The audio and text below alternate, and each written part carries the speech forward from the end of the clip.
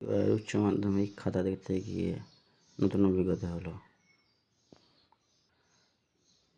প্রায় 8 বছর ধরে উচ্চ মাধ্যমিক খাতা দেখছি, কিন্তু কোনোবার ইতিহাসে শূন্য পাইনি, কিন্তু এই প্রথম দেখলাম ছেলেটি শূন্য পাচ্ছে। দেখো, ছেলেটি 24টি এমসিকিউই ভুল হয়েছে। অর্থাৎ সবগুলো যদি সে বি করতো তবু অন্তত সে 6 নাম্বার পেত, কিন্তু বি বাদ দিয়ে যেগুলোই সে সি ডি বা এ করতে গিয়ে সেগুলো ভুল হয়ে গেছে। সেগুলো হয়তো বি উত্তর ছিল।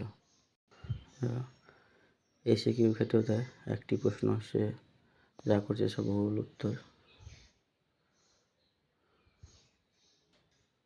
এবং বড় প্রশ্ন সে একটি করেনি, কাজে সে শূন্য পেয়ে গেছে।